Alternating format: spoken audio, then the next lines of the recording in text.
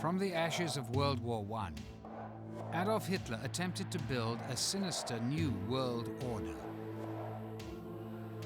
Led by a so-called race of Aryan supermen, spreading a reign of terror unlike any the world had ever known. Many believed the Nazis conjured strange spirits and followed occult practices that had lain dormant in Europe for thousands of years. Now documents prove that their beliefs were based on a perversion of ancient pagan law, a twisting of mythic battles between forces of light and darkness, and a terrifying journey into a world ruled by mystics, madmen, and murderers.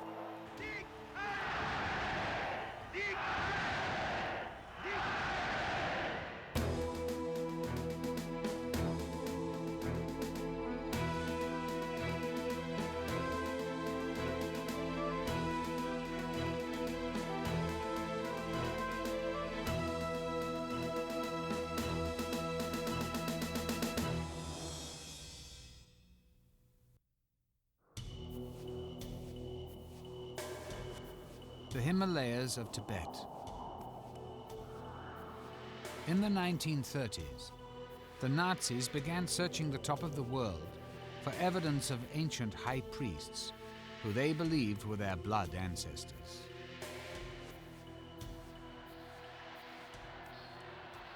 The Nazi belief in these ancestors was to form the foundation of Germany's new religion, a religion with Adolf Hitler as its high priest.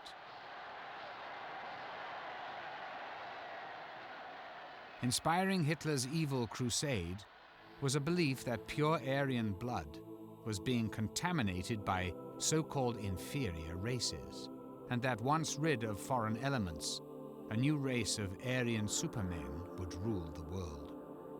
This was the Nazi interpretation of ancient myths and occult lore dating back thousands of years.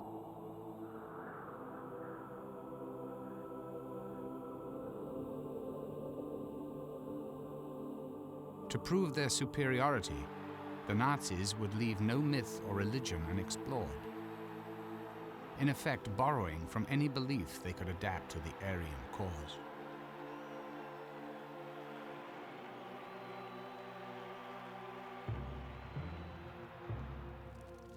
As a foundation for this new faith, Hitler needed to eliminate competing religions. To achieve absolute control, he not only used the power of myth, but co-opted Christian ritual. His inner circle, who had strong ties to the occult, would help him to accomplish this goal. Among them were Deputy Führer Rudolf Hess, whose correspondence reveals a devotion to astrology and forecasting by the stars. Nazi Commissioner for Philosophy and Education Alfred Rosenberg, who wrote the book laying out the tenets of the Nazi religion.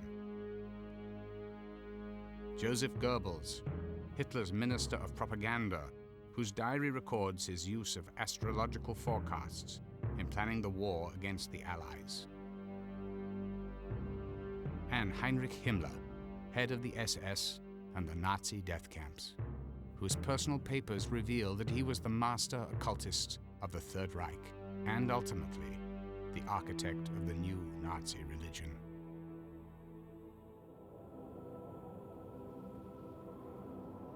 At the foundation of this new religion was an ancient occult legend that tells the story of a continent somewhere in the North Atlantic.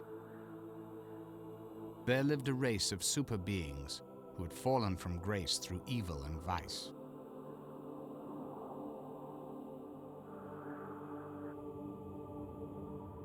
A great flood wiped these beings off the face of the earth.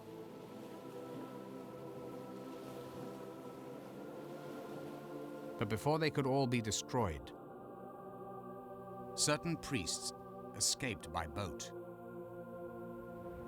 eventually finding their way to India and the high peaks of Tibet. These escaped priests, believed by mystics to be the original race of Aryan godmen, were said to be the ancestors of all Indian and European people. The land was called Atlantis.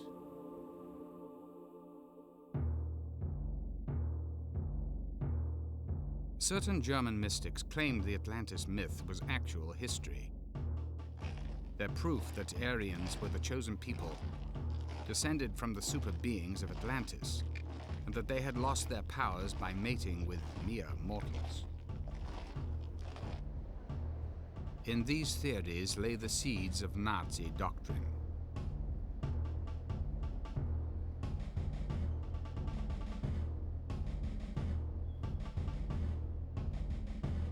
Reichsführer SS Heinrich Himmler, an extreme nationalist, made it his mission to prove that the Germanic peoples were the descendants of the Atlantic master race.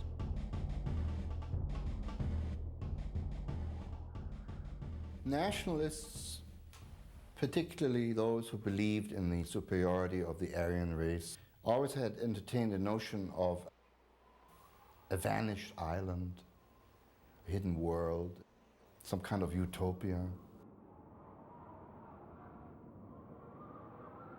Himmler may have thought it was in Tibet, and that this master race, the Atlantic master race, as Himmler liked to call it, might have been in the Tibetan mountains. Descendants would still be alive. Himmler believed the occult legend of Atlantis was true, that the mythical super beings of Atlantis eventually made their way from Tibet to northern Europe, and that their descendants became the Nordic or Aryan races.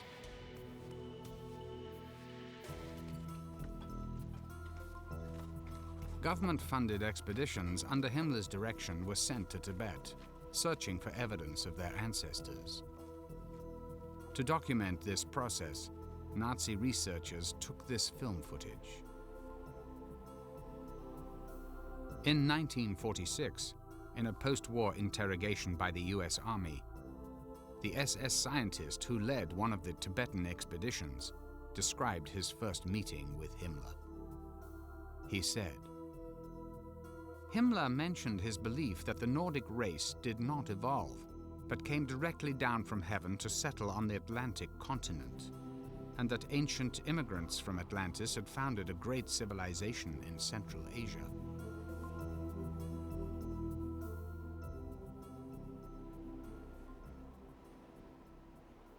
Although he was a very rational, calculating power broker, he was also a romantic idealist, and he certainly believed in these myths. Otherwise he wouldn't have spent the money and the time and the energy he did sending expeditions to Tibet.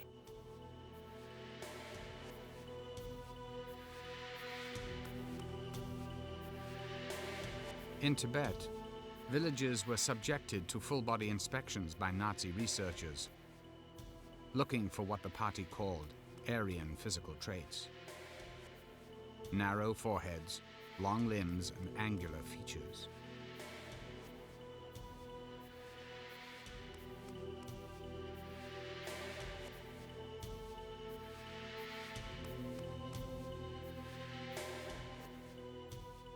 And this, of course, was stepped up by the time the war was on, in that by this time they were able to do experiments of a rather still innocent type on the living object. What I'm talking about is measuring people's skulls, for instance.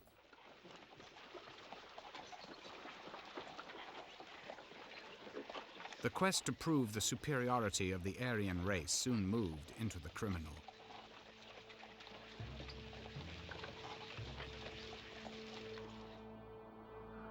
The Nazis would begin killing people and using their bodies for experiments.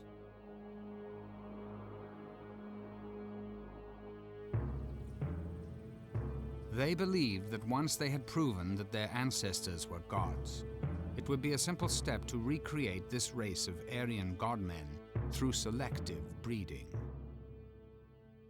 That you could somehow force human evolution in a sort of hothouse environment by selecting the parents of a child and then rebreeding their offspring. until the day when eventually you managed to breed the Superman, who was predicted by all their occult theories.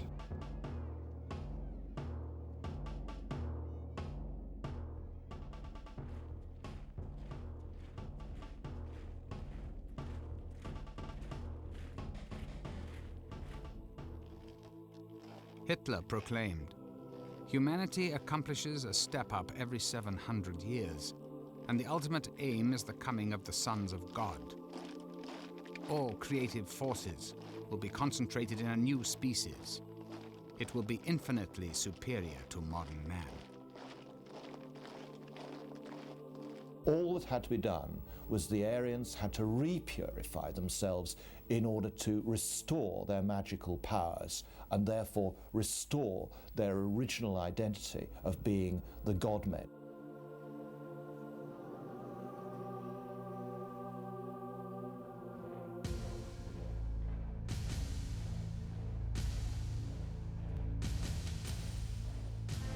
The breeding stock was Himmler's SS. He recruited only the strongest, best conditioned, and what he considered the best looking young men. Tall, blonde, and blue-eyed. These future warriors had to be well educated and only from families of pure Aryan heritage. The SS had been generally rather tall, well-made men, warriors. Now, Himmler did decree this for the SS in so much as they should all be 5'9" tall. Himmler was 5'9" tall. In addition to their size, they had to be of pure blood. Now, for the officers, they had to prove pure German ancestry without interbreeding back to 1750.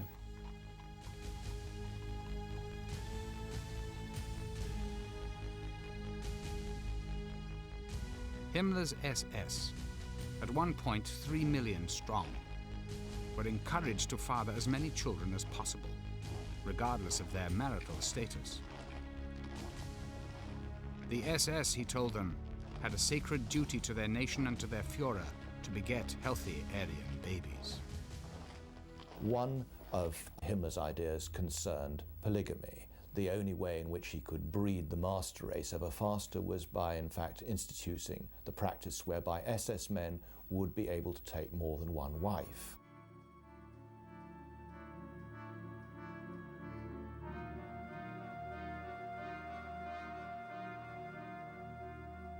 In 1935, Himmler created the SS Lebensborn program, meaning fountain of life. Lebensborn was designed to facilitate the birth, housing, and raising of as many pure Aryan babies as possible. Himmler's program was documented by actual images of Lebensborn babies.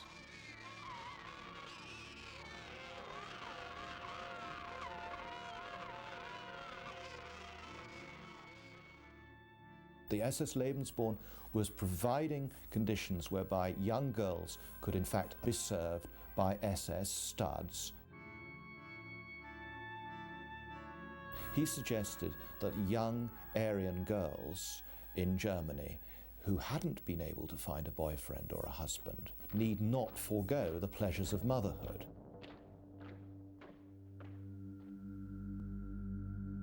According to Lebensborn doctrine, an illegitimate child was no disgrace, as long as the mother was genetically fit.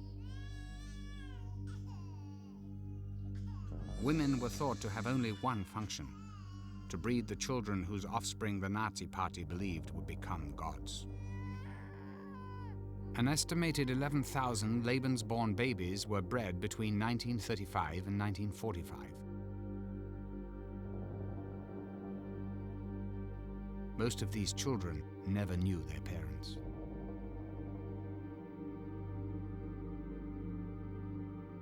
The SS Weekly newspaper declared, "Only when the number of cradles constantly exceeds the number of coffins can we look forward with good cheer to a better future."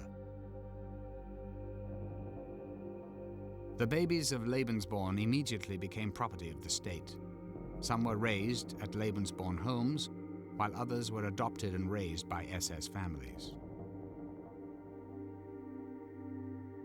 During the war, children with Aryan appearance were abducted from conquered nations and sent to Lebensborn homes in Germany.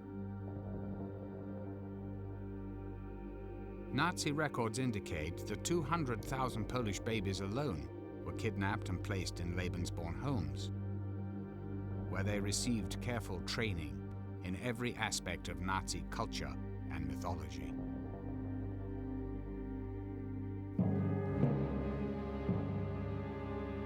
Long before Hitler came to power, these beliefs were flourishing against an already racist backdrop.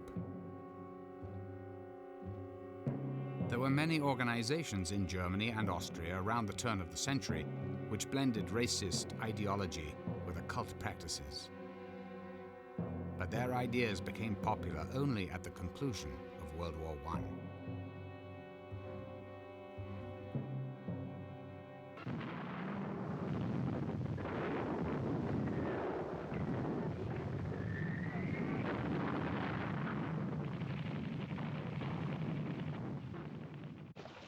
The once mighty empire of Germany had been disarmed and at the mercy of the victorious nations after the First World War. In formerly wealthy cities, disabled veterans haunted the streets like ghosts from another lifetime. Somebody who grew up in Berlin in the 20s remembers anything. He remembers the urban landscape with cripples from the First World War, who of course had no pension, no nothing, who begged on the street without legs and arms, who remembered the great misery of what you might call the urban landscape. Millions were unemployed. Inflation was rampant. Recession, starvation, and poverty were everywhere. I saw many demonstrations before Hitler came to power. Real demonstrations which arose from the suffering of the people, the mass unemployment and therefrom deriving poverty. And they were shouting slogans like, give us bread, give us work.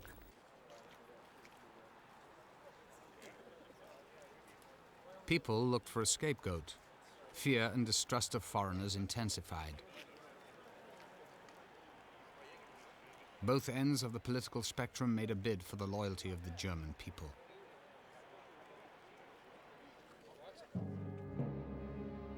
After serving with distinction in the First World War, Hitler was stationed in Munich, where it was his job to infiltrate left-wing organizations for the army. One assignment changed the course of his life. He infiltrated an organization that was a backroom political club called the German Workers' Party. But far from being the communist organization that its name implied, the party turned out to be extremely right-wing. Hitler liked what he heard, joined, and eventually became leader of the organization. Attending an early rally where Hitler spoke was a disillusioned war veteran named Rudolf Hess. He came back taking 3 steps by one jumping up and said, I saw one this evening, he's going to bring back Germany to the recommendation it had before the war, and this is the only man who was able to do it. Hess was convinced the dynamic orator he heard was the long-awaited Messiah, prophesied in German occult circles. With racist philosopher Alfred Rosenberg, Hess was a supporter of one of the more prominent groups, the Thule Society, which actively sought a Germanic Messiah and was dedicated to the revival of the so-called Aryan master race. Members practiced astrology, sun worship, and other occult sciences, thinking that this would help them reach their goal.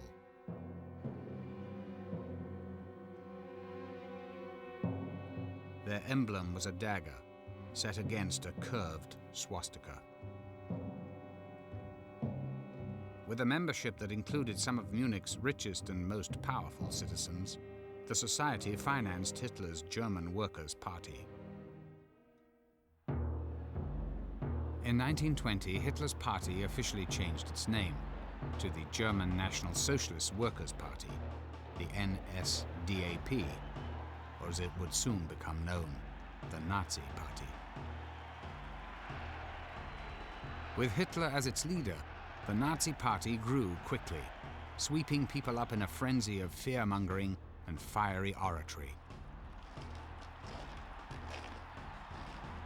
He gave them the strong, charismatic leader they'd yearned for since the war. Like many Germans and Austrians of the time, Hitler lived in an environment that was already hostile to Judaism. He would have easily found these ideas in popular publications, such as Ostara, an overtly racist occult magazine written by a renegade and ultimately defrocked monk and mystic named Lance von Liebenfels. Ostara magazine was a good example of how Hitler would have picked up his racism and his anti-Semitism. He even paid a visit to Lance's editorial office to obtain back numbers. Immensely popular at the time, the journal preached that the Nordic or Aryan races had much to fear from people darker than themselves, and targeted Jews as the most threatening. The Ostara claimed that the Jews were preventing the Aryans from taking their rightful place as rulers of the world, an eternal struggle dating back to biblical times. Headlines read, "Are you blonde? Then you are in danger.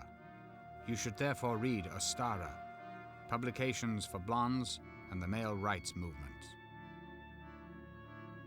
The publication outlined what would become the Nazi worldview: racial selection, Lebensborn, and even the Nazi death camps. With these ideas in place, Hitler's developing theories of race were ready to be further influenced. This time by Thule Society supporter Alfred Rosenberg, the racist philosopher and occultist who would eventually become the Führer's voice in spiritual matters. In his book, The Myth of the 20th Century, Rosenberg reinvented Germanic history and laid out the foundation for the new Nazi creed, the religion of the blood. He saw blood, particularly in a religious sense, as the determining factor. In other words, a church had to be a church of the blood rather than a church of faith or a church of belief. The blood tied together the Nordic races. So for Rosenberg, blood, racial stock, racial identity became the keynotes of this new ideology.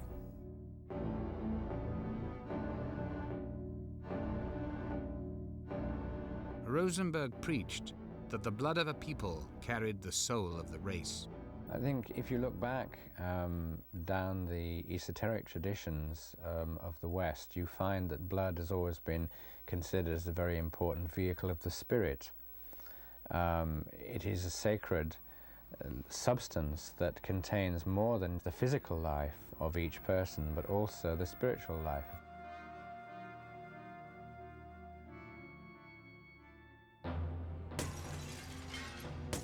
Nordic myth replaced the Christian Bible as the foundation of the new Nazi religion.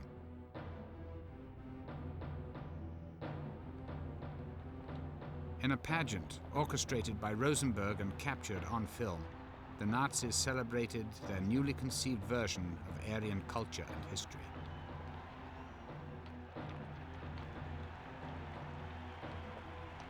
Rosenberg wrote, "Today a new mythos is dawning. The mythos of the blood, the belief that the godly essence is to be defended through the blood."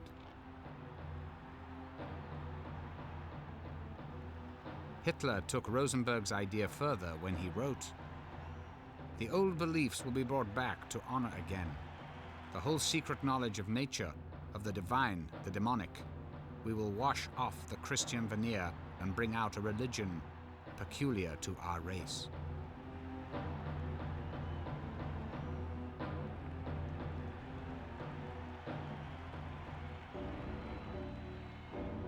As a symbol for the new religion, Hitler chose the swastika.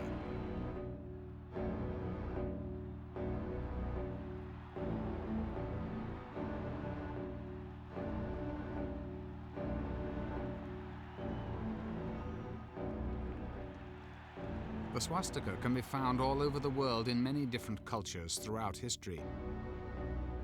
From earliest times, it was the symbol of good luck in China, and to this day it remains a religious emblem in the Hindu and Buddhist faiths. It had been carried by knights on shields as a magical protection, and it had also had connections. It was non-Christian in an overt sense. It represented the hammer of Thor, and of course Thor was a god of thunder and power and so on, a very macho, patriarchal kind of god. Among the Norsemen, the swastika was a reminder of the Arctic sun, worshipped throughout pagan law as a bearer of life and good fortune. For Hitler, the swastika held a different meaning. He wrote, "In the swastika, we see the mission of the struggle for the victory of the Aryan man."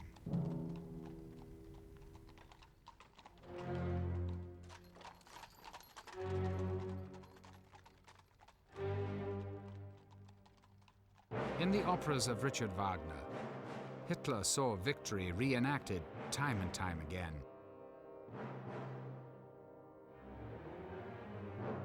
Questing knights, epic sagas of Teutonic traditions, and Norse mythology of warring forces of darkness and light were a common thread in German culture. Wagner gave these stories their most triumphant voice.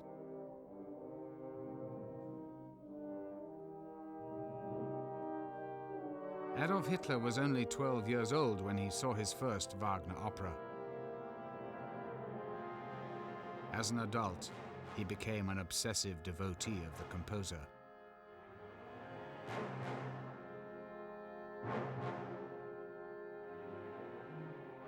Richard Wagner was the most singularly admired person in Adolf Hitler's life and career, ever. Wagner's genius for pageantry became an inspiration for the grandiose rallies Hitler would soon stage. Rallies where Wagner's music was often played.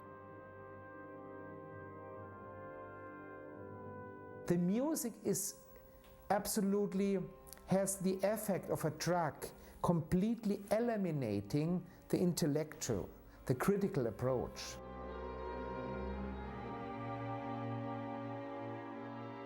Wagner's opera Parsifal, which glorifies the power of pure blood, was a source of inspiration to Hitler.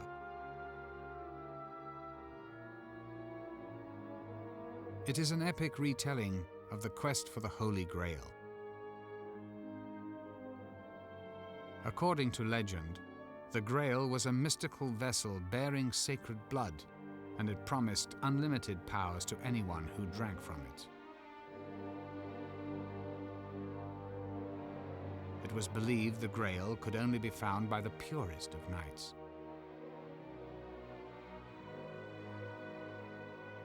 In Parsifal, Wagner brought his own ideology to this story. Parsifal is proclaiming on one side, and this is very important, he proclaims compassion, but only compassion for the Aryan, for the selected one.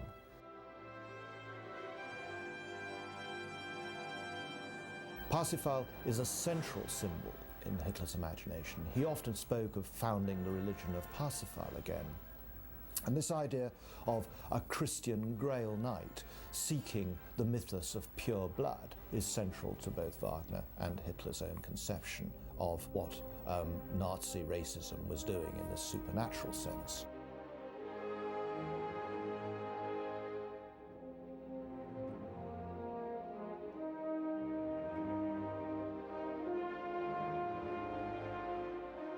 In 1938, Hitler commissioned this portrait of himself dressed as a knight.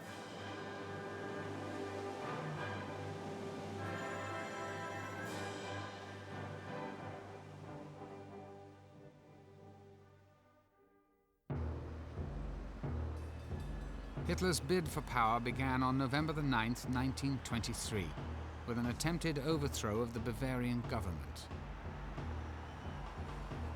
Leading a private army called Stormtroopers, he launched a surprise attack on a beer hall where government leaders were meeting.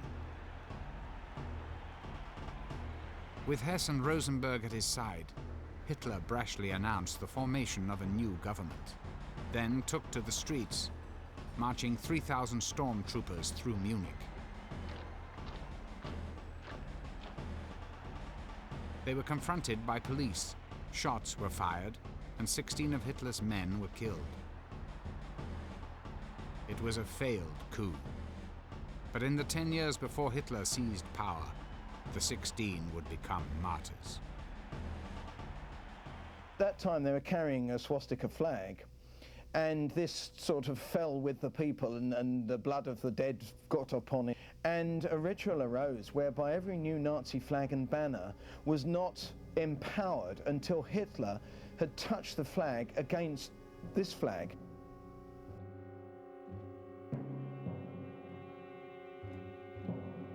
Nazi blood attained a sacred, symbolic power, ritualized and sanctified in the ceremony known as the Rite of the Blood Flag. The sort of magical power of the blood of the dead Nazis was transmitted to each Nazi flag, and it was consecrated thereby. The blood flag was the crucifix of Hitler's religion. It would come to symbolize his new reign. In 1933, Hitler succeeded in becoming the Führer, the leader. Unser Führer, der Reichskanzler Adolf Hitler, hat das Wort.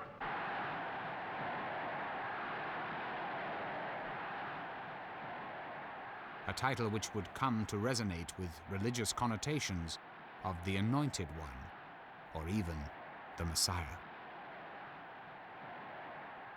Adolf Hitler's time had come.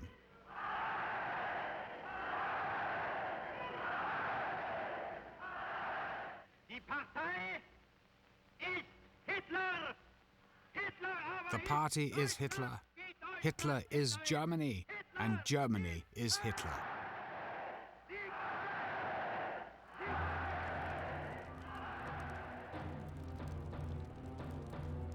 With Hitler's elevation to leader, the blood religion became the undisputed religion of the Nazi Party, complete with holy days and martyrs.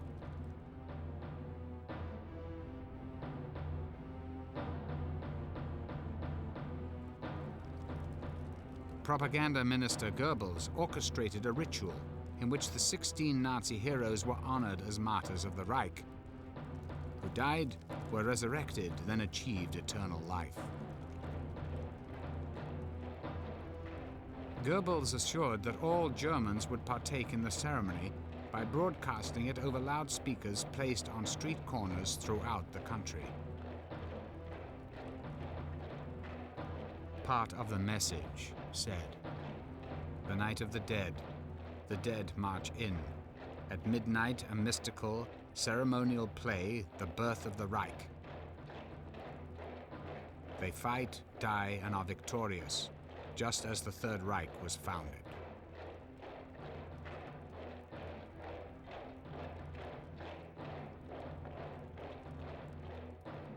According to Hitler, their blood was the holy water of the Third Reich. I suppose most movements, they have their martyrs, and those who died in 1923, they were considered to be martyrs, and they were an example how you should stand firm and defend for what you believe in. So there was that religious undertone. The first martyrs of the Reich became known as the 16 Immortals.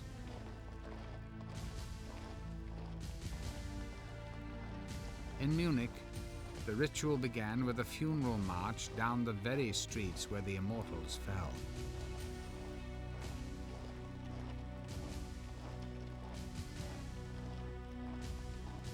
At the front of the procession, they carried the blood flag.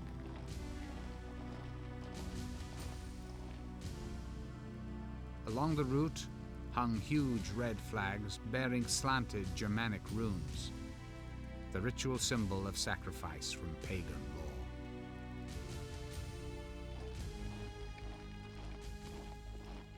So in a way, we can see this as a transfer of the Easter procession in Jerusalem up to the Church of the Holy Sepulchre through the Stations of the Cross.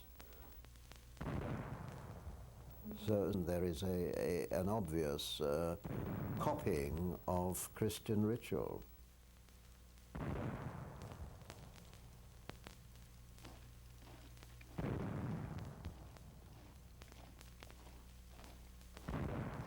The bodies of the 16 heroes were interned in a building known as the Feldenhalle, or Temple of Honor.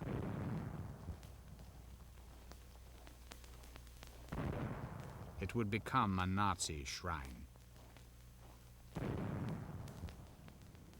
During this annual ceremony, the names of the 16 were called out, with anonymous voices answering the heroes' roll call, as if the dead marched in spirit with the living.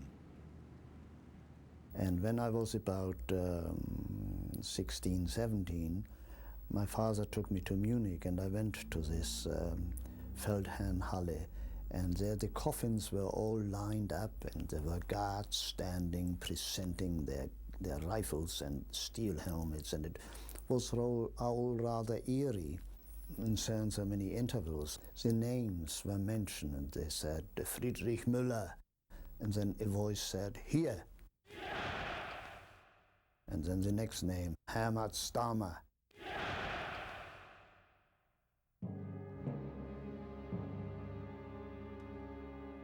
It was a religious ceremony.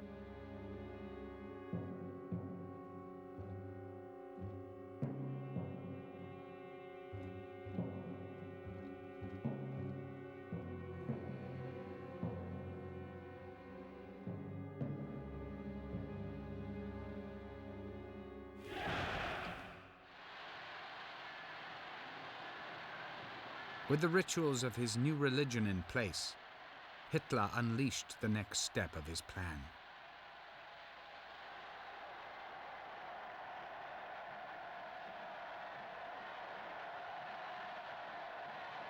He wrote, "Force without spiritual foundation is doomed to failure."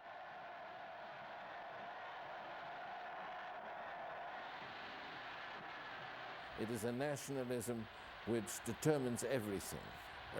Your whole lifestyle, yes? Your whole thoughts, everything. The centerpiece of it, if you like, is that you are willing to sacrifice yourself for your fatherland. Indoctrination into the Nazi faith, with Hitler as God, began early and continued into adulthood.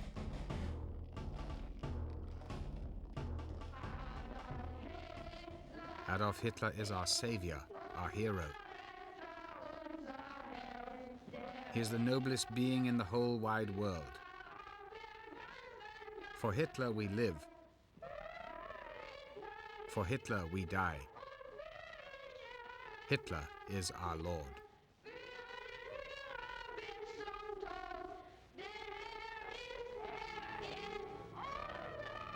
In 1933, the party took over all Germany's youth organizations. For girls, the compulsory organization was the League of German Maids, where they were taught self-sacrifice, to marry young, and that their bodies belonged to the nation.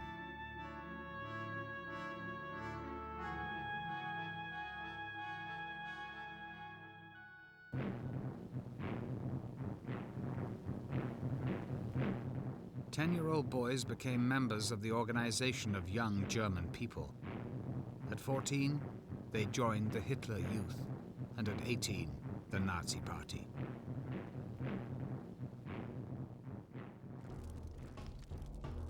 At each stage, they were taught the Nazi creed of sacred blood rituals, racial superiority, and total allegiance to Hitler, even to the death.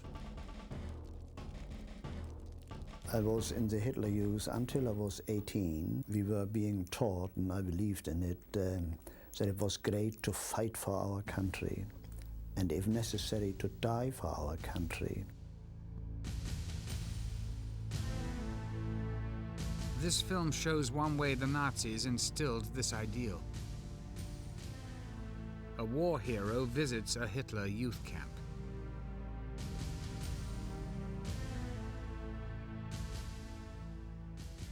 It was great to be told that you belong to the greatest race, the greatest nation on earth. I thought that because I was a German, that German blood was running through my vein, that made me superior to all the others.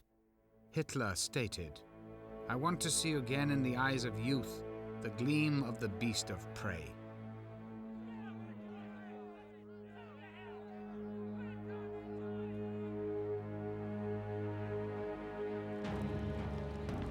The Hitler Youth chanted a song of death. We are rising up to face storms of battle. A hero's death is our right.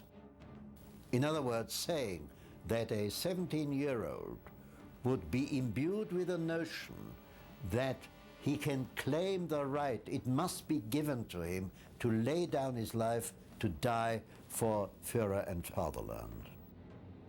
You are nothing, your nation, your race is everything.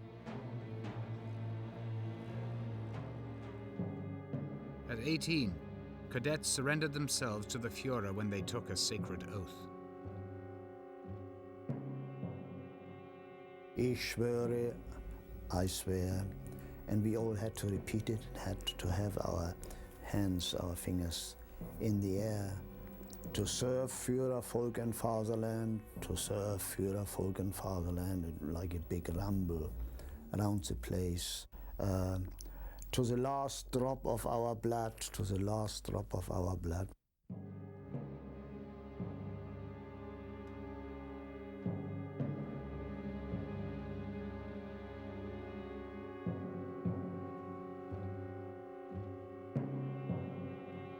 At the core of every German's indoctrination was Hitler's autobiography, Mein Kampf, or My Struggle. In it, he outlined the philosophy of the plans for a 1,000-year Nazi reign. Mein Kampf became the Nazi Bible. I thought it was the greatest book ever written. The Bible is nothing as compared with that. And I still can quote from it now. And I mean, I've read it more than 60 years ago. In conjunction with Mein Kampf, the principles of the blood religion began to form the basis of Nazi policy. Forced sterilization laws were enacted. Even Aryans were investigated for hereditary diseases. Ailments ranging from tuberculosis and epilepsy to alcoholism and depression were cause for automatic sterilization. Over 400,000 Germans suffered this fate. Hitler rationalized. The demand that defective people be prevented from propagating equally defective offspring is a demand of clearest reason, and if systematically executed, represents the most humane act of mankind.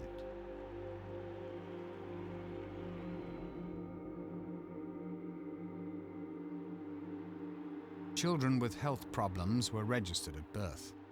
If their problems persisted, Nazi doctors would secretly administer lethal injections, telling their parents they died of natural causes.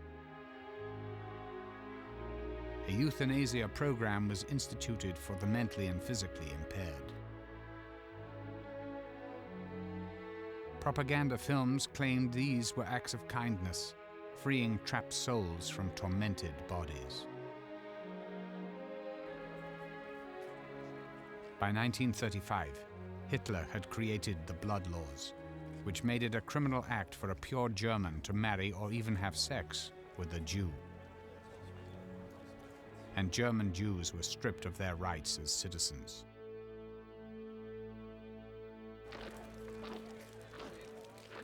But the worst was still to come. Purifying the Aryan bloodline was only half of Hitler's demonic plan. To finally clear the way for the last stage of human evolution and assure the coming of the Aryan millennium, the Nazis felt that one obstacle remained: the very existence of non-Aryans. So you began by sterilizing them. You then found that this was too slow, and you ended by murdering them in gas chambers, which was quick and efficient and cheap.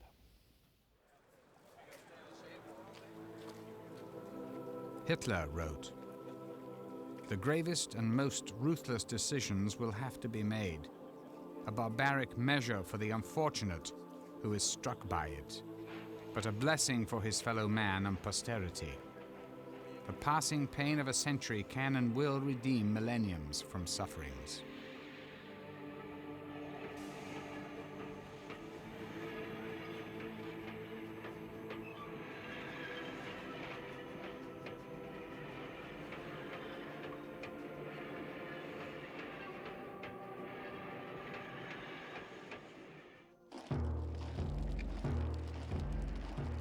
The idea that the few should be sacrificed for the good of the many extended even to Hitler's SA, the stormtroopers.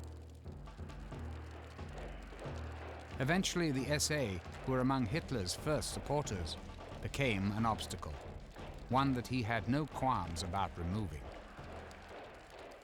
Without the SA, probably he would not have come to power, because people were afraid of the SA. They were rowdies and street fighters. They broke up demonstrations and they protected their own big meetings.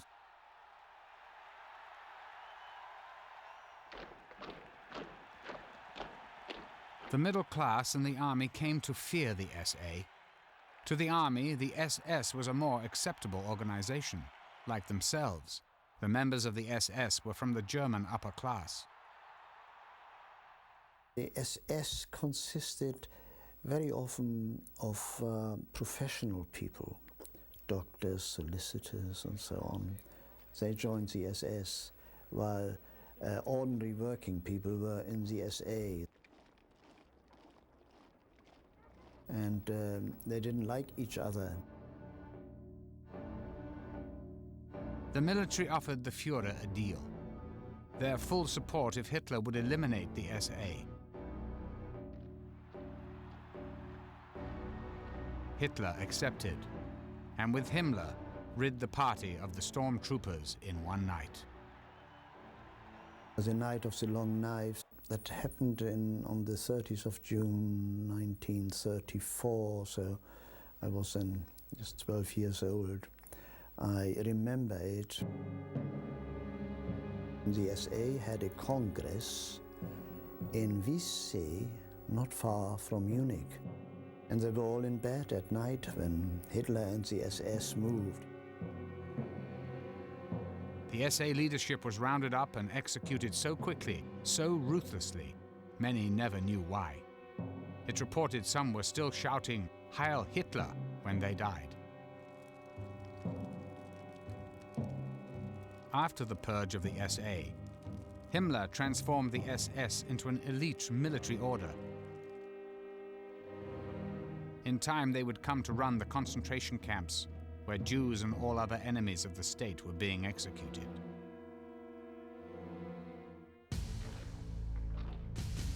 But Himmler's vision of the SS was not yet complete. He planned to turn the SS into Germany's new aristocracy, the new Superman prophesied by Hitler's religion of the blood. Himmler's conception of the SS was no less than the creation of a new bloodstock elite for the Nazi order in Europe. At every stage, the SS was constantly reminded that it was no less than a warrior elite whose values of hardness and military valor were absolutely central to its existence. And more than that they were in fact ensuring the survival of the race in this way.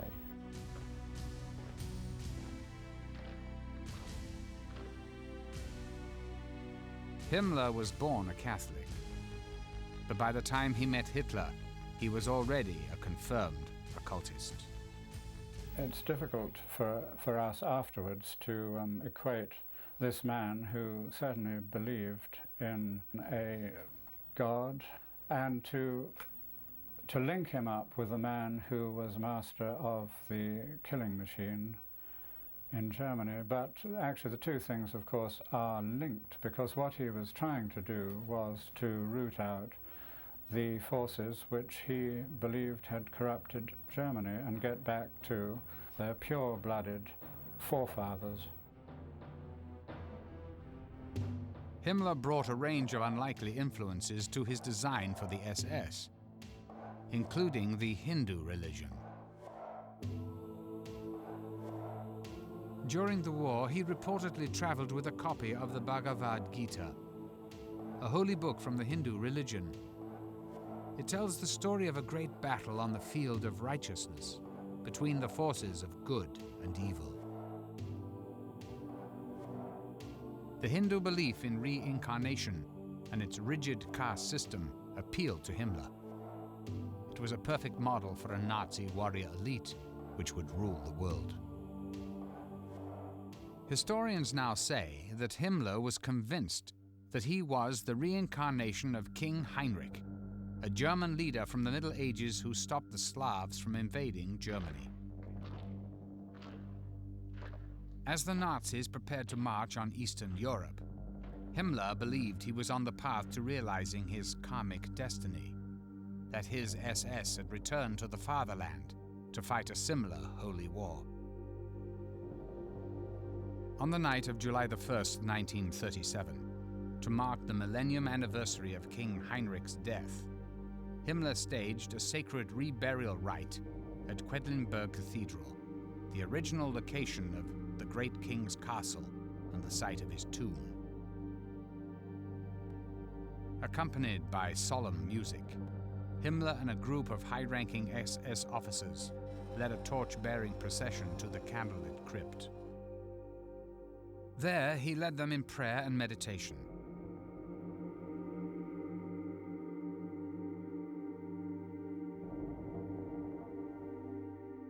The king's remains were placed in a new grave, and Himmler laid a wreath of oak leaves, a symbol of ancient pagan origin. He eulogized the man he believed he had been in a past life. As the sarcophagus was sealed, he pledged to fulfill the king's mission of conquering the lands to Germany's east.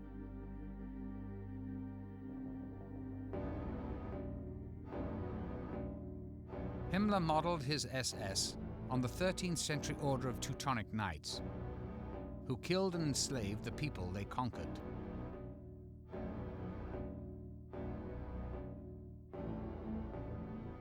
The parallels with Nazi Germany's own practices were unmistakable.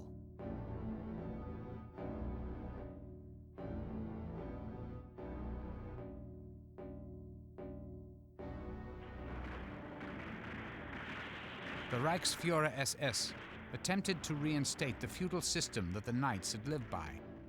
As new lands were conquered, each SS officer was to take possession of a feudal estate.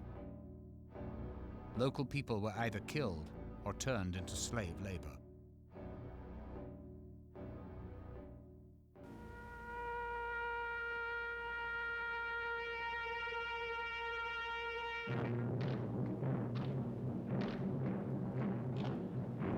Like the Teutonic Knights, Himmler transformed a series of ancient castles into SS training schools that were both military and religious centers.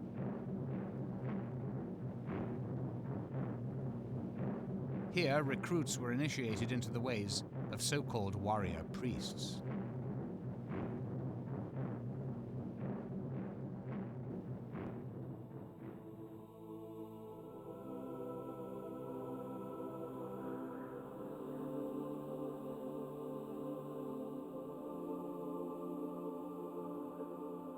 In 1934, Himmler chose Wewelsburg as his personal castle. It became a sacred center for the inner core of his elite SS knights.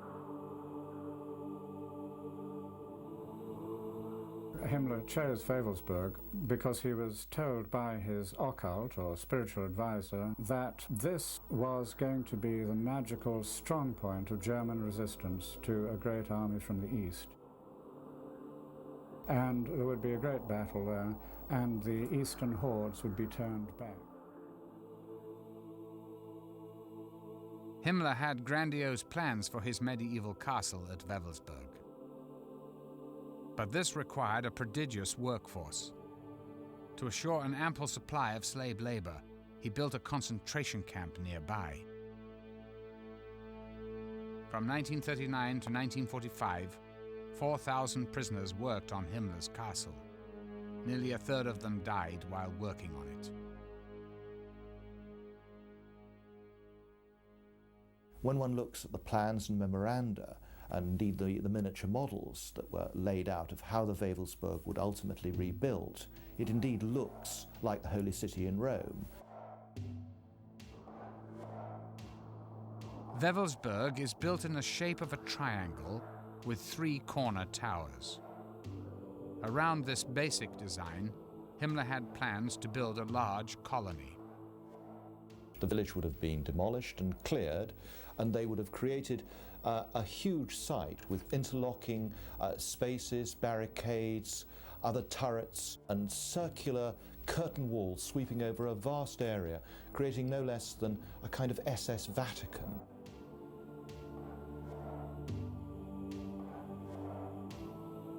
It was the Great Northern Tower that would become the focus of Himmler's plans to make Wewelsburg an SS occult center.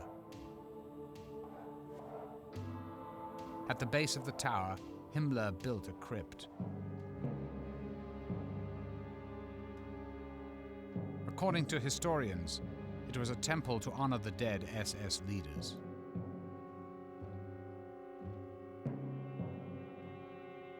The vaulted ceiling created an eerie acoustic. And in the middle of the well would have burned a kind of holy fire.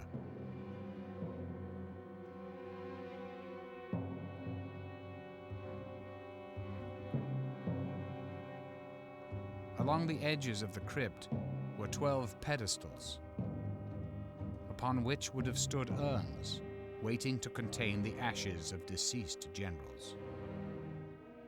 What would happen is the SS always had to have the 13 leadership. And consequently, when an SS general died, he was ritually cremated, his ashes were placed, and then his place was taken by a new general. In one legend, King Arthur gathered the 12 most chivalrous knights in a great hall. In Himmler's version, he created the Hall of SS Supreme Leaders in a room above the crypt. Here he would meet with his 12 highest-ranking SS officers. A large sun wheel adorned the floor. This radial pattern was made up of symbols from the ancient Nordic alphabet. Himmler tried to create a replica of the Grail Chapel from the Arthurian legend. A mystical chalice, the Grail was said to have contained sacred blood.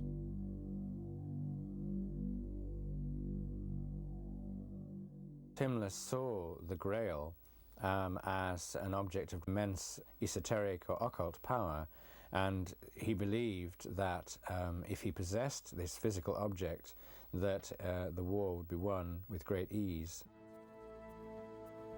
To Himmler, the sacred blood of the Grail legend was pure Aryan blood. He believed it possessed a magical quality. His closest advisor on Grail lore was archaeologist Otto Rahn. Also obsessed with the Grail legend, Rahn believed it was hidden in the caves of southern France. Himmler was drawn to Rahn's knowledge of the occult and his lifelong pursuit of the Grail, Once in Himmler's inner circle at Wewelsburg, Rahn would continue his quest for the Holy Grail, only now as a knight of the Nazi Party. Himmler personally funded Rahn's expeditions, several of which concentrated on the area around Montségur in southern France.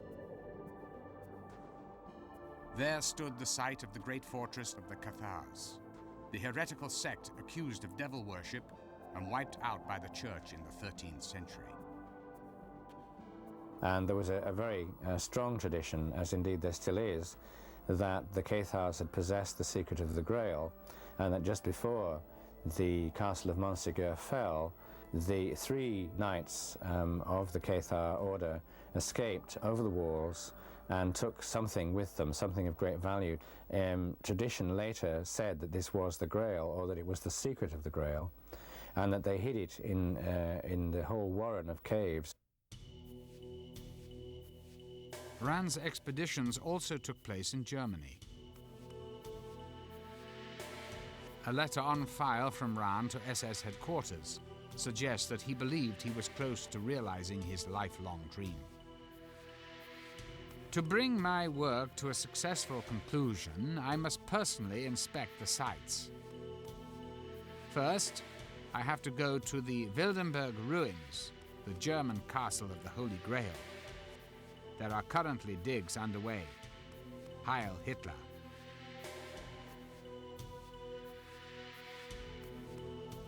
But Rahn was never able to secure the ultimate prize, the sacred chalice itself. In 1939, Otto Rahn mysteriously resigned from the SS. Many believed Himmler issued orders to have Rahn killed once it was clear his quest for the Grail had failed.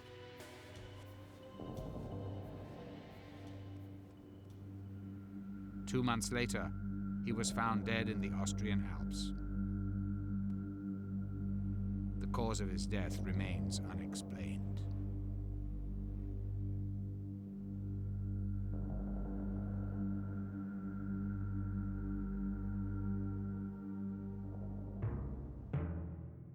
In his continued quest to prove the superiority of the Aryan race, Himmler created a research institute called the Ancestral Heritage Organization.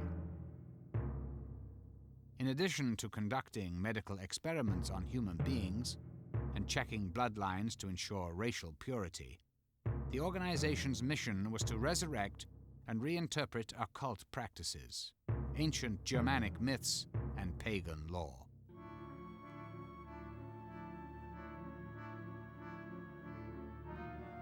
This Nazi film shows one such ritual, young girls dancing around the Nordic pagan symbol of war and divine order. To control all occult knowledge, Himmler confiscated the libraries and artifacts of any occult society that was not associated with him. This included secret societies such as the Freemasons, who the Nazis believed were an occult organization created by the Jews to conspire against the Germanic people. While Himmler suppressed certain occultists, he also advanced the careers of others, such as Karl Maria Willigut.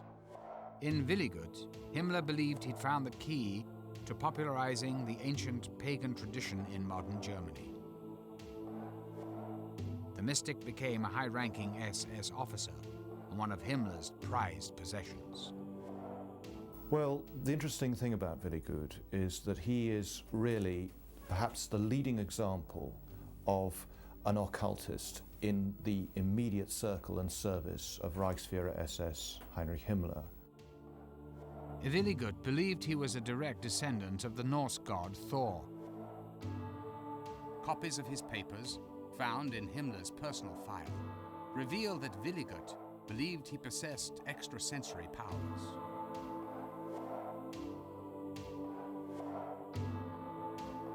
One document entitled The 9 Commandments of God was signed by Willigut and initialed by Himmler. Written in both modern German and the runic alphabet, it suggests that Willigut thought he was using his powers to rediscover the ancient rites and rituals of Germany's pagan past. According to Nordic legend, the runic alphabet used by Willigut was given to mankind by Odin, the supreme god in Norse mythology. This sacred alphabet was his gift to mankind.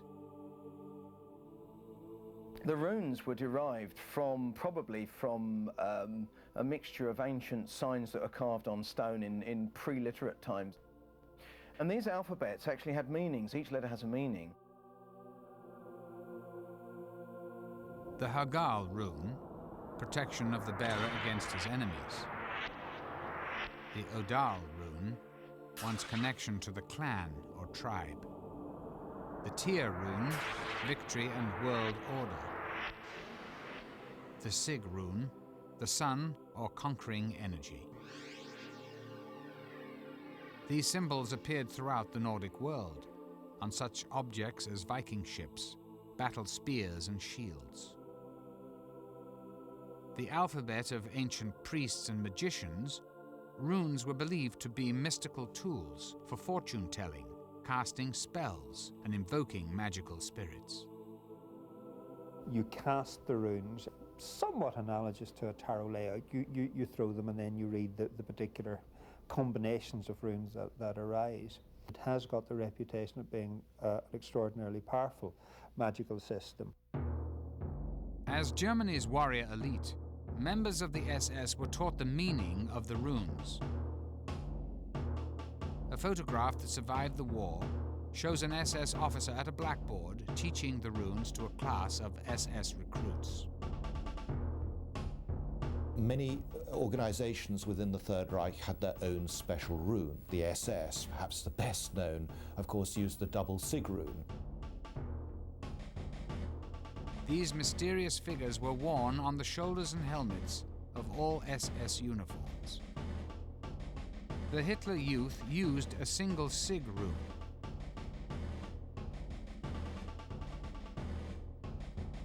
These ancient mystical symbols were seemingly everywhere.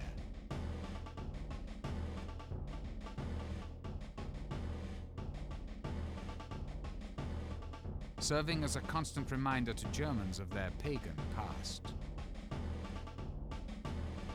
After the SS recruit had passed his training and taken the oath, if he was an officer, he was then given the SS dagger, which was a sort of hunting knife with a black handle, the SS runes on it, the swastika and a wreath, and the German eagle. And this was a very prized possession. Engraved into the dagger were the words, "My honor is called trust." SS men received the dagger in a solemn ceremony. Every member of the SS wore the SS signet ring.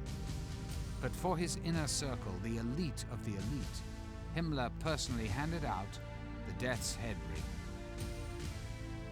A former high-ranking SS officer, Wilhelm Hertel, still remembers the ceremonious occasion. The ring was engraved with your name, mine, for example, to my dear Hertel, Heinrich Himmler.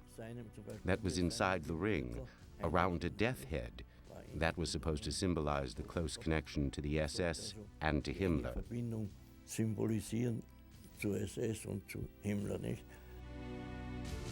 In a speech given to SS officers stationed at Dachau, Himmler stated, "Never forget, we are a knightly order, from which one cannot withdraw, to which one is recruited by blood, and within which one remains body and soul."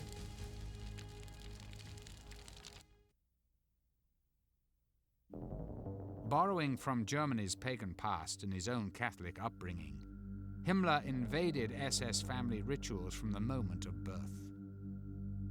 One picture we have which shows a full tableau of such a sort of Nazi or Hitler shrine for the purpose of baptism of infants. An SS altar in place of a crucifix, a picture of Hitler, and the babe would have been presented, if you like, into the community of Germanic warriors through this kind of tableau. The marriage ceremony also became an SS ritual. Mimicking ancient Germanic tribes, SS officers took on the role of the clan leader who presided over marriages. Himmler himself officiated at one such ceremony. This rare footage shows one of his SS officers marrying Gretel, the sister of Hitler's mistress, Eva Braun. Rings were exchanged, as well as bread and salt, the ancient pagan symbols for the fertility and purity of the soil.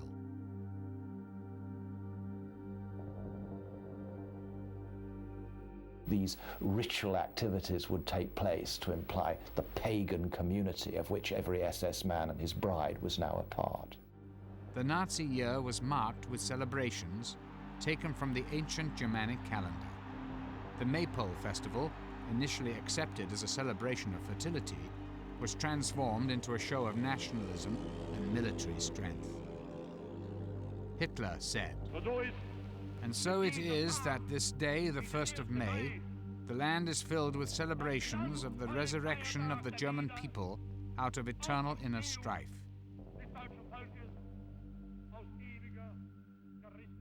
People need festivals to mark the year. And they tried to substitute the pagan festivals for the Christian festivals. They began to annex the festivals which the pagans had celebrated.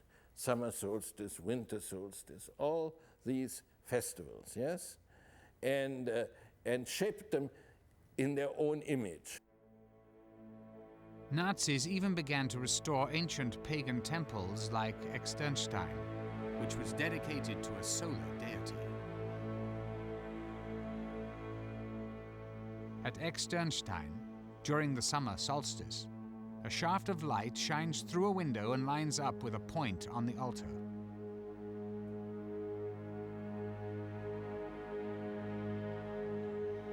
While Externstein was considered a holy place for Germanic tribes, it is far from unique among ancient temples in tracking the sun's movements. Himmler was convinced, however, that it was proof of the superior intellect of prehistoric Germanic priests. In Nazi Germany, the festival at the summer solstice would be turned into a fascist rite. Traditionally, summer solstice festivals were a celebration of life and of the sun's powers.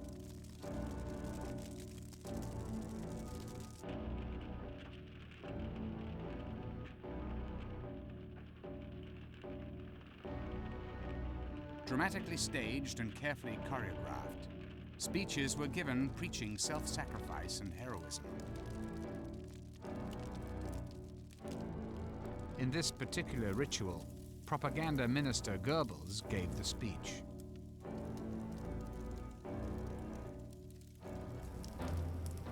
In ancient times, the bonfire represented the ritual relighting of the sun. In Nazi Germany, they were tributes to the Führer.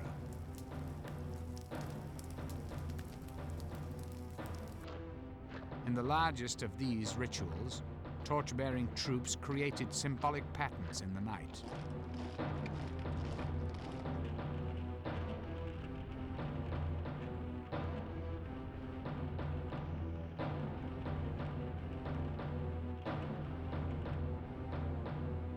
At the end of the year, the long night of the winter solstice honored Germany's dead. Himmler explains in his Dachau speech, "The winter solstice is not just the end of the year, but it is also the festival on which one thought of the ancestors and of the past, on which the individual is clear that he is nothing, an atom to be wiped away at any time, while linked in the eternal chain of his lineage by a true humility. The full calendar of rituals culminated with the rally at Nuremberg, where the vows between party and people were renewed year after year.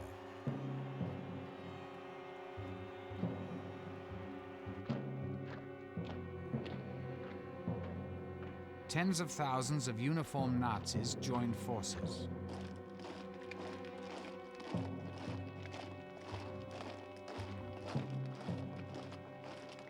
The week-long rally was orchestrated to sweep people up in a spectacle of sheer power.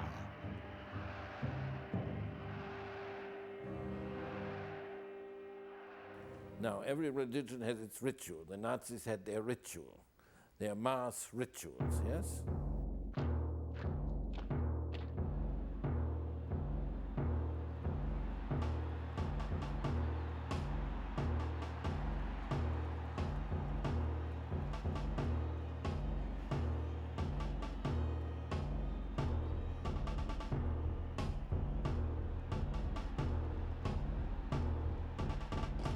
And what did it give to people, these mass meetings? When the merchant leaves his lonely shop, yeah, and joins in the crowd in action, then he feels one, and he's happy. One with the others, and he's happy.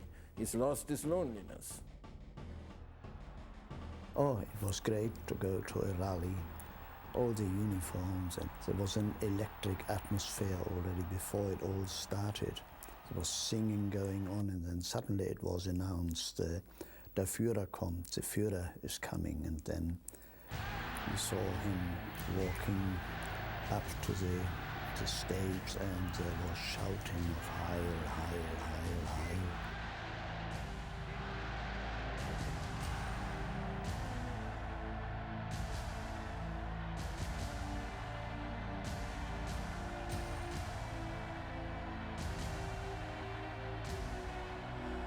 As the Nazi frenzy swept Germany, Hitler made clear what he expected from the nation.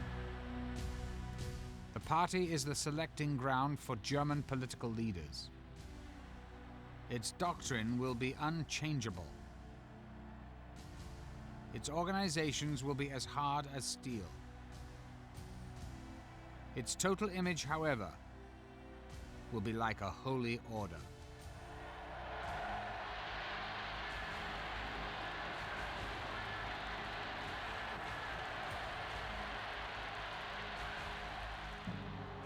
The Nazi mass rallies were carefully orchestrated to build to an overwhelming emotional epiphany that evoked a religious fervor.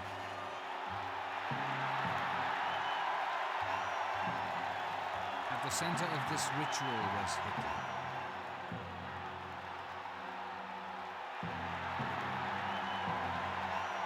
Everything was constructed to make Hitler look like divinity. A Messiah.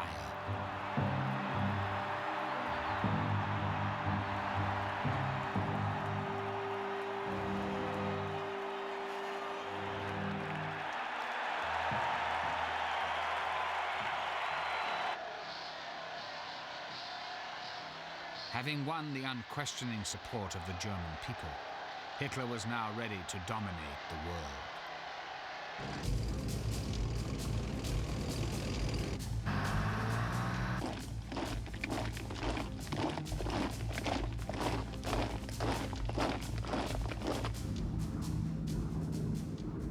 From the onset of the war in 1939, country after country fell to the Nazis.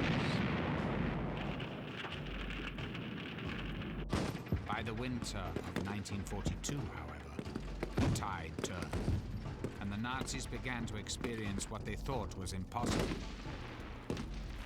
defeat.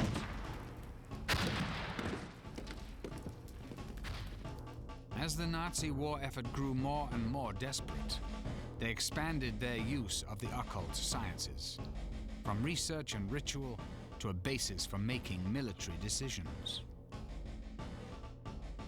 Certain members of the German Naval Command became convinced that the Allies were already employing mystical forces to wage war against Germany. They believed that the British successes at locating and destroying German U-boats had been achieved through occult means, and that the best way to combat this was also by using the occult as a weapon. This led Himmler to establish a top-secret institute dedicated to the ancient occult practice of pendulum dowsing.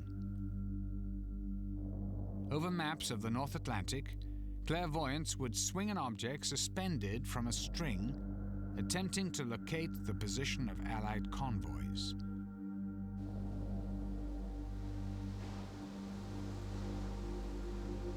German U-boat missions were dispatched based on the results.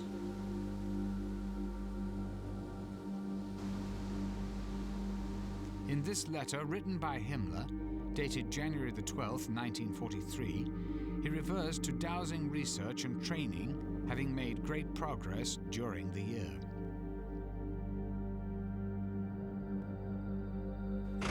Still, the most common occult arts employed by the Nazis were astrology and prophecy, although they were approached in two distinctly different ways.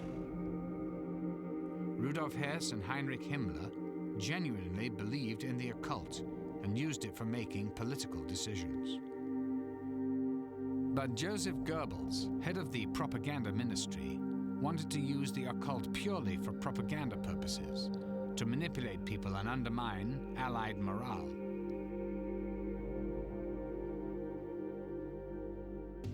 Goebbels soon became aware of a great source of mystical knowledge, the predictions of Nostradamus. One of the most celebrated visionaries of all time, Nostradamus completed his masterpiece of prophecy in 1555. The book contains subtle references to a crisis in Britain and Poland in the year 1939, the year Nazi Germany invaded Poland. Nearly 400 years after Nostradamus wrote his book. For Goebbels, Nostradamus was a perfect propaganda tool, whose work could be interpreted as predicting a great victory in Germany's future. Nostradamus' prophecies are written in four-line poems called quatrains, and they're so dense and esoteric that you can interpret them in many different ways. To interpret the French prophet, Goebbels recruited renowned astrologer and Nostradamus expert Karl Ernst Kraft. A particular quatrain that Goebbels seized on seemed to refer directly to Hitler and quickly became part of the Nazi leader's mystique. There's a very famous quatrain which has got the word Hister in it, which was everyone was bandying around, was saying that was Hitler. In Goebbels' diary, he expressed his excitement when Berndt, a member of his staff, began to formulate a plan to use the prophecy. 19th of May, 1942. Berndt handed in a plan for the occultist propaganda to be carried on by us. We are getting somewhere. The Americans and English fall easily to this kind of propaganda. We are therefore pressing into service all star witnesses of occult prophecy. Nostradamus must once again submit to being quoted. The creation of fake prophecies and fraudulent mysticism to influence the enemy became known as black propaganda.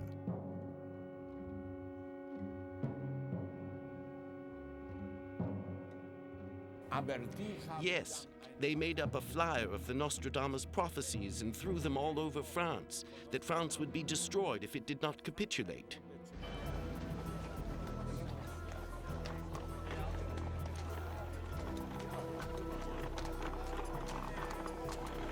British intelligence discovered the deception and, recognizing its propaganda potential, began to wage their own Nostradamus campaign.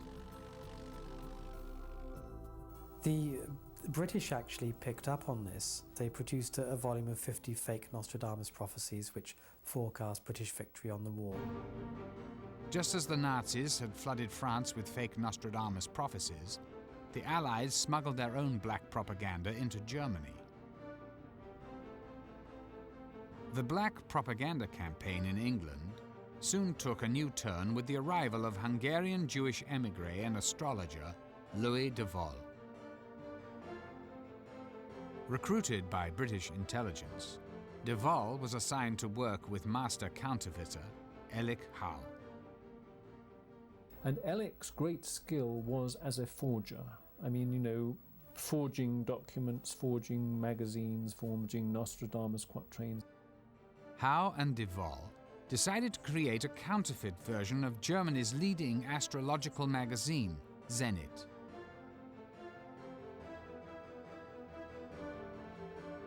They produced 2 issues in 1943. In these, they would try and make forecasts which would undermine German morale.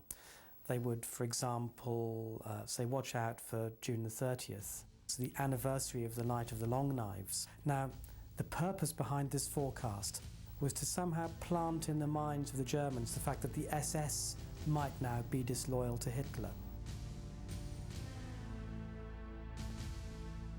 But Howe's masterstroke came with a so-called special edition of Der Zenit, dated April 1943. He cleverly waited until July to publish an April edition, thus seemingly being able to predict events he knew would come true. And what Howe and his colleagues did was to look at the sinking of German submarines, record the dates, and then in producing the April edition, produce these dates as if they were forecasts. British intelligence believed that if these predictions were picked up by the crews of German U-boats, the result would be a loss of morale and possibly even mutiny. The British counterfeiter Der Zenit, however, contained one glaring error. They incorrectly titled the magazine Der Zenit instead of the actual title Zenit. Astrology and espionage would soon collide again, in what is still considered by many to be the most bizarre incident of the Second World War. When Rudolf Hess, the deputy Führer and one of Hitler's closest friends and advisors, made an astonishing solo flight to Scotland. Hess's idea to make the flight began with his belief that the British, a Nordic race, would be made sympathetic to the Aryan cause and could even be persuaded to side with the Germans if only Churchill could be overthrown. One of Hess's mentors, Karl Haushofer, reinforced this idea by telling Hess about a dream he had. In it, he saw Hess walking through a Scottish castle with tapestries hanging from the walls, bringing peace between Germany and Great Britain. In addition to prophecy, astrology would also come to play a role in Hess's decision to make the flight. Rudolf Hess, along with Himmler, was probably the leading Nazi, most interested in astrology. He accepted it totally.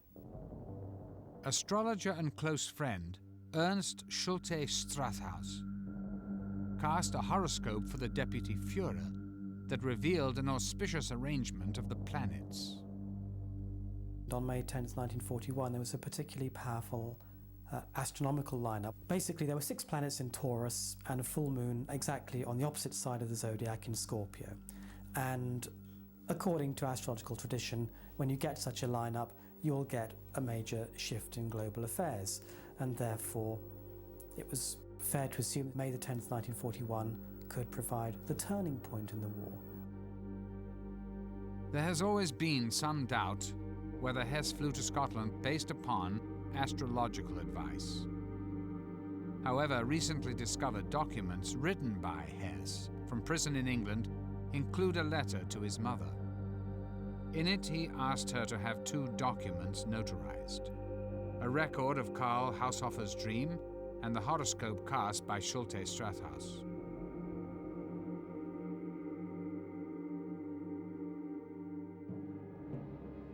Before Hess made the flight, some believe he conferred with the Führer.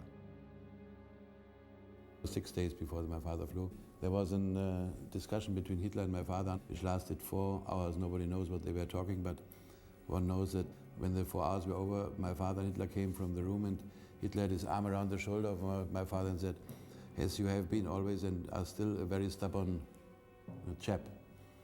This is a very friendly goodbye.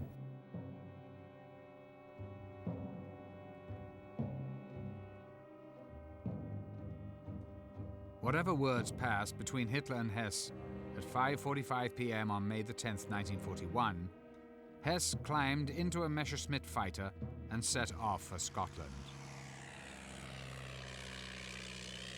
His plan was to meet with the Duke of Hamilton, a man he'd met through Karl Haushofer. Hess hoped to use the Duke to bypass Churchill and attempt to make peace directly with the King of England. Having written the Duke several letters in advance of his mission, Hess was expecting a warm welcome. But the letters that he sent my father were, of course, all intercepted by the Secret Service. Instead of a greeting party, when Hess entered British airspace, he was shot down by the RAF and forced to bail out. He hurt himself getting out of the aircraft, certainly hurt himself on landing. He wanted to be captured, and he thought that he could be taken straight to see my father just by saying that he wished to see him. Hess was discovered by a Scottish family, shown here on their farm where the plane crashed.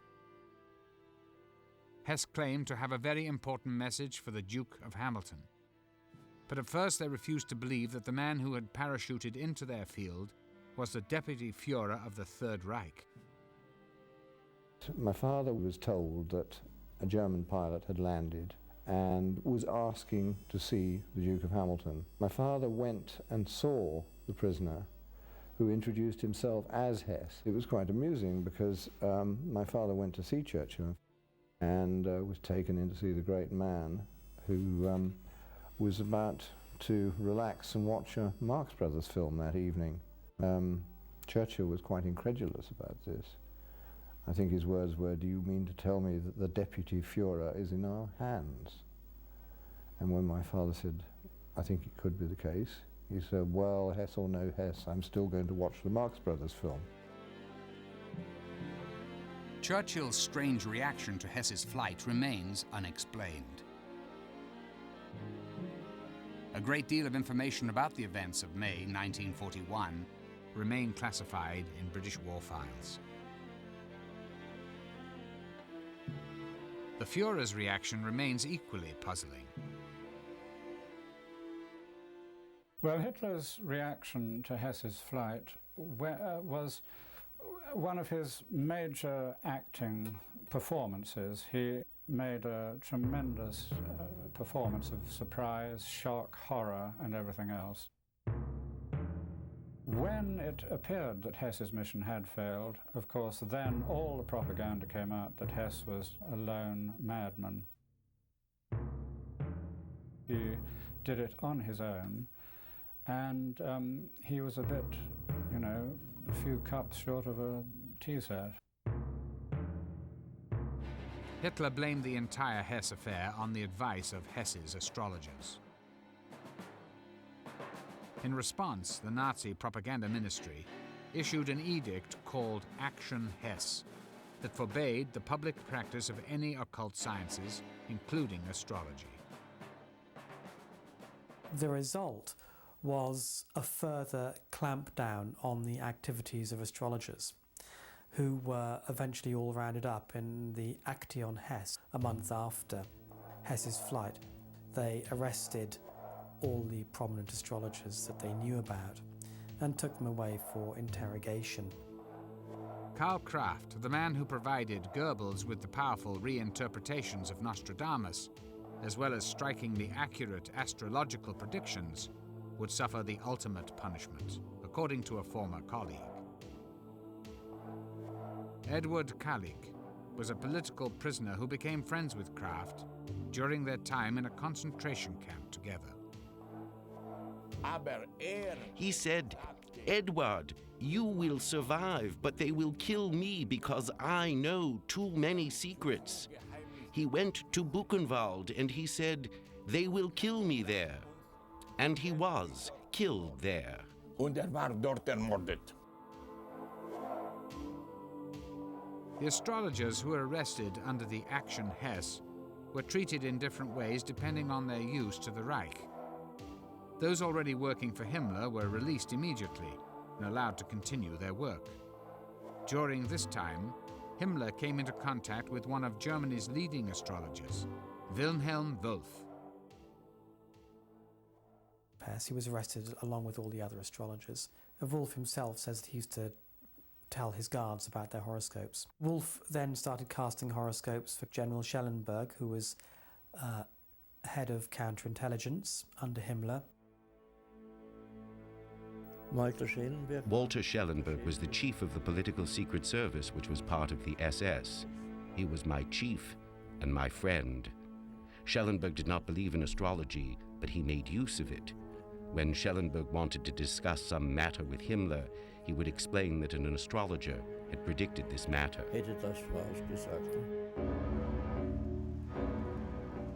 In 1943, Wolff predicted that Hitler would survive a great danger on the 20th of July 1944, that he would fall ill in November of 1944, and die a mysterious death before the 7th of May 1945. On the basis of these predictions, Wolff became Himmler's personal astrologer and one of his most trusted aides. All of these predictions came to pass. In a post-war interrogation by the Allies, Schellenberg admitted using Wolff to advance his own position. He believed that Wolff's influence would carry great weight with Himmler.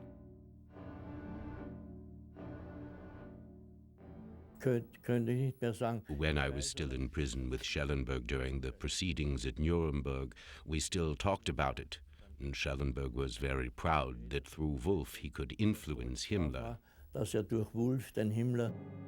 According to Schellenberg's interrogation, during the final weeks of the war, Himmler became obsessed with the astrology of a coup, when the stars suggested he might successfully overthrow the Führer. It was late April 1945 when Soviet troops already encircling Berlin, already entering the outskirts of Berlin, so the war was pretty well lost. Himmler remembered a conversation he had earlier with Wolff, in which Wolff told him that it looked as if there would be disaster for Germany until 1945. Reading Hitler's chart, Wolff saw planetary arrangements that indicated a downfall.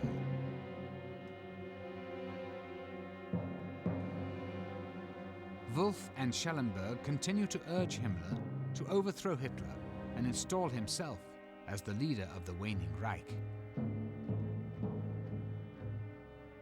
Both Schellenberg and Himmler trying to curry favour with the Allies. And intriguingly, in the last days of the war, a meeting between Himmler and a representative of the World Jewish Congress, at which Wolff, as Himmler's astrologer, was present. Himmler apparently agreed that there should be no more exterminations of Jews. Despite Hitler's order to continue the exterminations to the end, Wolff was instrumental in convincing Himmler to temporarily stop the killing.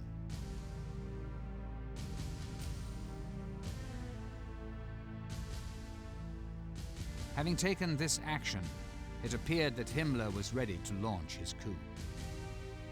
But ultimately, his fear and loyalty to the Führer prevented him from seizing power.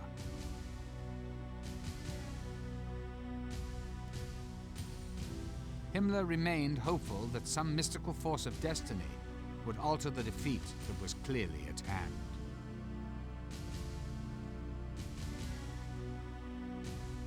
Himmler was also very interested in historical parallels between the situation in the mid-40s and previous historical periods. Himmler looked back to the previous great German war with Russia, the 7 Years' War, the fought between Frederick the Great of Prussia and the Russians. Fortunes are said to have turned then when the Russian Tsarina Elizabeth died.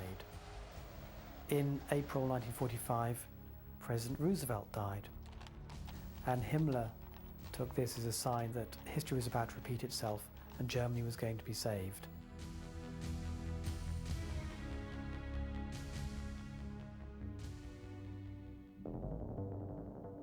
Two weeks later, Goebbels and his entire family descended with Adolf Hitler into the Führer's private bunker. On April the 30th, Adolf Hitler and his bride Eva Braun committed suicide. Goebbels poisoned his 6 children, then shot his wife and himself. Dressed as a common German soldier, Heinrich Himmler almost managed to escape. He was arrested by the British, but during a physical examination, crushed a cyanide capsule he kept in his mouth. At 11:04 p.m. on the 23rd of May, the Reichsführer, who had summoned occult forces in the service of Aryan glory, was dead. In November 1945, several top Nazis were brought to trial by the Allies at Nuremberg.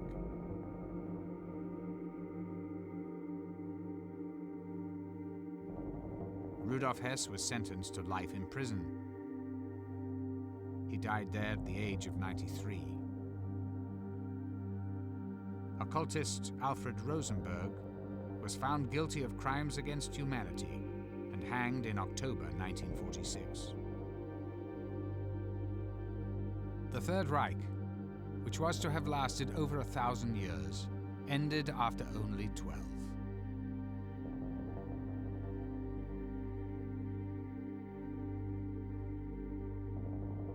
Nearly 50 million had died.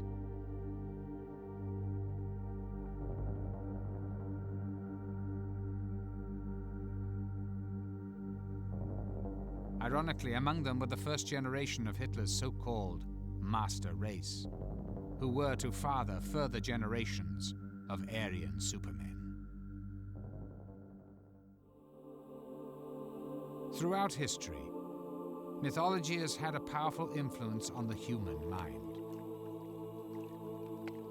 All cultures have been mythically driven. However, in Nazi Germany, the linking of political aims to a corrupted mythology led to an evil unparalleled in history.